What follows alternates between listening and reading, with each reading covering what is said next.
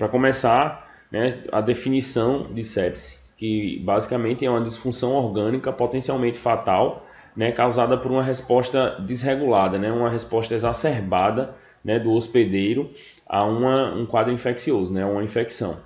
Ela é extremamente prevalente, como eu já falei, né, e tem uma mortalidade alta, né.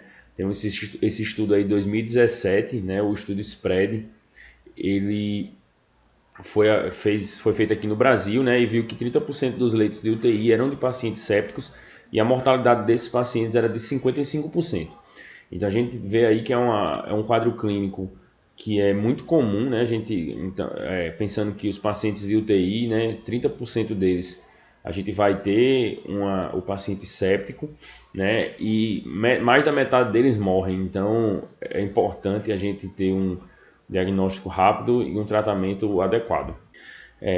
Então vamos falar um pouquinho sobre as definições, né? O que é o que, né? Porque a infecção basicamente ela é a invasão, né, de um ambiente que era previamente estéril por um patógeno, né? Alguma coisa que vai lá e causa doença, né? Então pode ser uma bactéria, um fungo, né? Ou um vírus mesmo.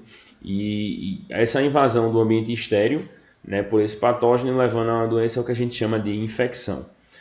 Não existe um exame específico, né, uma coisa bem direcionada que a gente possa fazer para diagnosticar uma infecção e bater o martelo dizendo que tem infecção, mas a avaliação clínica ela é fundamental, né? Então, com os dados clínicos, a história, o exame físico, a gente tem uma noção, né, e a gente pode dar esse diagnóstico de infecção, né? Bacteremia é um termo que vocês vão escutar bastante, né? Basicamente, tecnicamente refere-se a bactérias na corrente sanguínea, né? Mas existem alguns sinais clínicos que podem ajudar a gente a pensar num quadro de infecção da corrente sanguínea, né? Que é principalmente febre associada a calafrios e tremores, né? Alguns estudos mostraram aí que a presença de tremores estava associado a um quadro de infecção de corrente sanguínea, principalmente por gram negativo, tá? Mas o diagnóstico ele é feito por hemocultura, né? É preciso fazer a hemocultura, fazer a cultura do sangue, avaliar o crescimento bacteriano, para a gente poder dizer que teve uma bacteremia ou não. Esses sinais clínicos aí ajudam, como eu disse, né? É o paciente que vai estar infectado, então ele vai ter febre, ele vai ter que é do estado geral, pode ter febre com calafrio. Então, assim, são coisas, são sinais clínicos que não são tão específicos assim, mas muita gente termina usando esse termo de teve uma bacteremia. Na verdade, o que o paciente teve foi febre.